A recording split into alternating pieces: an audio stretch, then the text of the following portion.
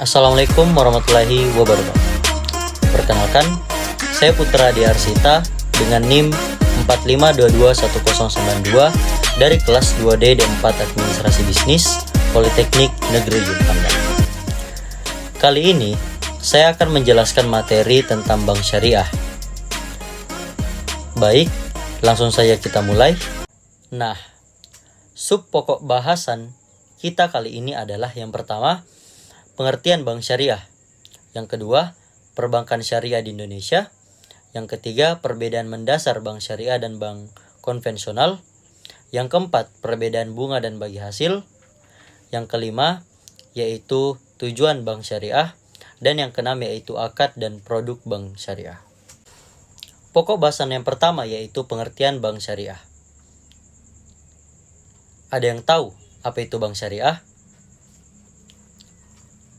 Jadi, bank syariah adalah bank yang menjalankan kegiatan usahanya berdasarkan prinsip syariah dan menurut jenisnya terdiri atas bank umum syariah dan bank pembiayaan rakyat syariah.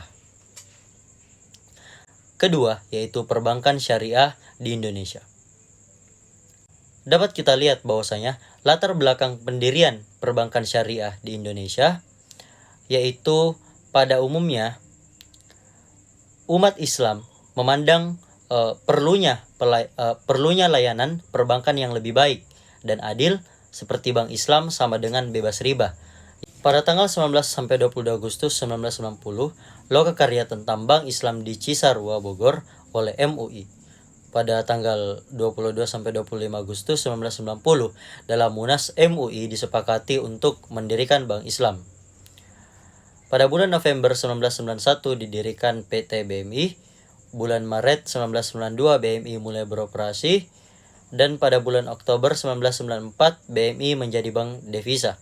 Setelah beroperasinya BMI mulai bertumbuhnya BPRS di berbagai wilayah Indonesia dengan Undang-Undang Nomor 10 tahun 1998, maka pada tahun 1999 mulai beroperasi bank syariah baik berbentuk unit usaha syariah seperti Bank IFI cabang syariah maupun bank umum atau bank syariah mandiri.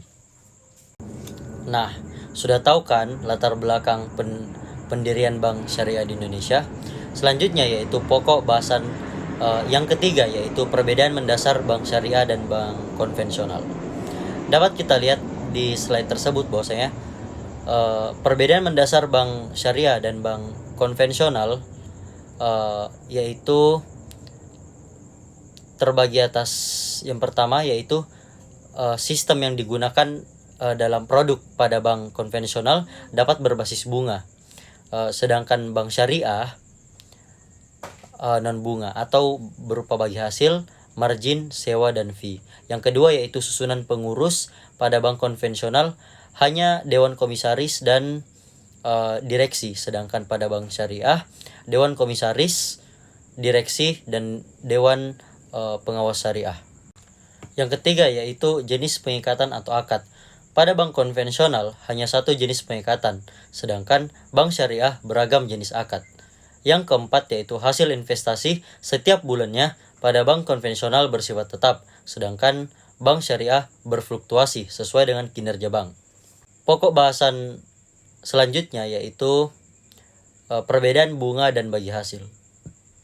Meliputi 5 poin yaitu yang pertama, penentuan besarnya hasil. Pada sistem bagi hasil, sesudah berusaha, sesudah ada untungnya. Sedangkan sistem bunga yaitu sebelumnya. Yang kedua yaitu yang ditentukan sebelumnya.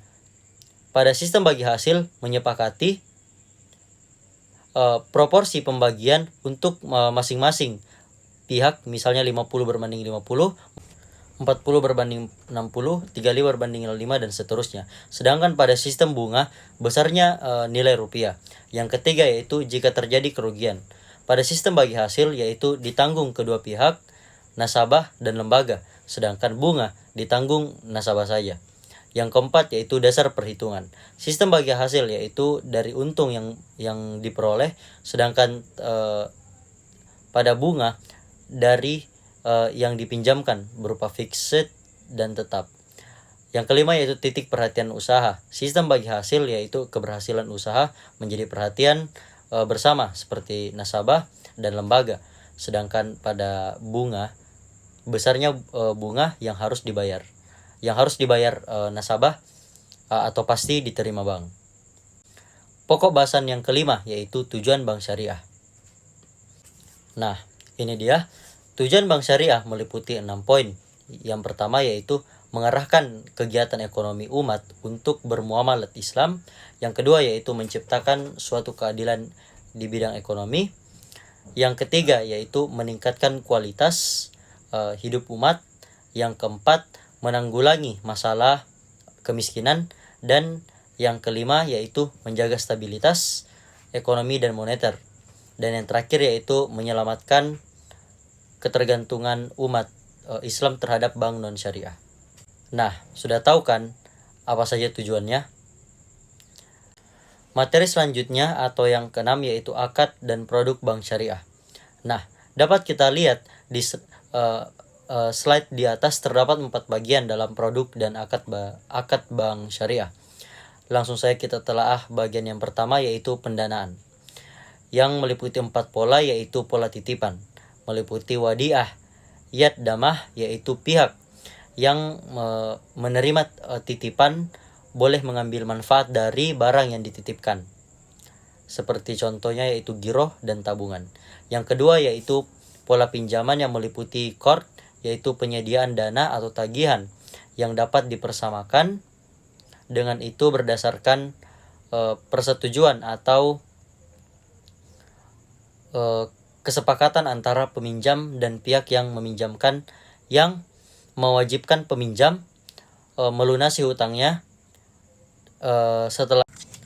Yang kedua yaitu pola pinjaman meliputi qard yaitu penyediaan dana atau tagihan yang dapat dipersamakan. Dengan itu berdasarkan persetujuan atau kesepakatan antara peminjam dan pihak yang meminjamkan yang mewajibkan peminjam melunasi hutangnya setelah jangka waktu tertentu.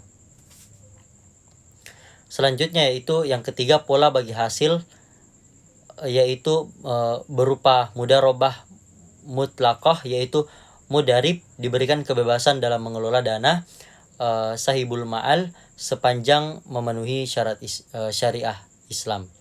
Mudharabah muqayyadah yaitu mudarib wajib mengelola dana sesuai keinginan sahibul ma'al, misalnya kepada proyek atau nasabah tertentu yang meliputi seperti tabungan, deposito, investasi, dan obligasi. Yang keempat pola sewa yaitu ijarah seperti obligasi. Dan bagian ketiga yaitu pembiayaan yang terdiri dari 4 pola yaitu pola bagi hasil yang meliputi mudharabah yaitu salah satu bentuk akad atau perjanjian bisnis dalam ekonomi syariah yang banyak digunakan di dunia usaha yang mengendalikan kerjasama antara pihak modal dan pihak pengelola. Musyarakah yaitu akad kerjasama antara bank dan nasabahnya dalam pembiayaan usaha dengan ketentuan pembagian keuntungan dan risiko sesuai kesepakatan. Yang kedua yaitu pola jual beli yang meliputi murabahah adalah prinsip yang diterapkan melalui mekanisme jual beli barang secara cicilan dengan penambahan margin keuntungan bagi bank. Porsi pembiayaan yang akad murabahah saat ini berkontribusi sebesar 60% dari total pembiayaan perbankan syariah di Indonesia. Salam dan istisna. Istisna adalah akad jual beli dalam bentuk seperti pemesanan pembuatan barang tertentu dengan kriteria dan persyaratan tertentu yang disepakati antara pemesan atau pembeli atau mustasin dan penjual. Yang ketiga yaitu pola sewa meliputi ijarah. Yang keempat yaitu pola pinjaman meliputi qard.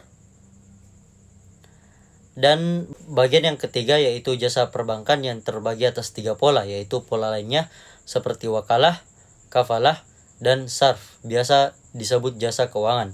Yang kedua yaitu pola titipan meliputi wadiah, yad amanah, yaitu jasa non keuangan. Yang ketiga yaitu pola bagi hasil yang meliputi mudharabah yaitu jasa keagenan.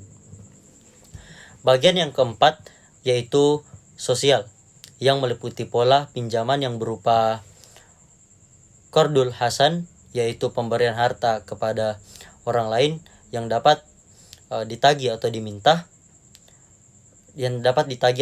kembali, atau dengan kata lain meminjamkan tanpa mengharapkan imbalan. Itu disebut sebagai pinjaman kebajikan. Nah, itulah tadi materi seputar bank syariah. Mudah bukan?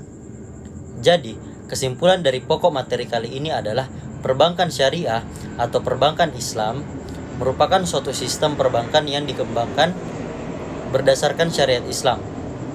Usaha pembentukan sistem ini didasari oleh larangan dalam agama Islam untuk memungut atau meminjam dengan bunga atau yang disebut dengan riba, serta larangan untuk melakukan investasi untuk usaha-usaha yang dikategorikan haram, di mana hal ini tidak dapat dijamin dalam sistem perbankan konvensional. Sekian dari saya. Wabillahi taufiq wal hidayah. Wassalamualaikum warahmatullahi wabarakatuh.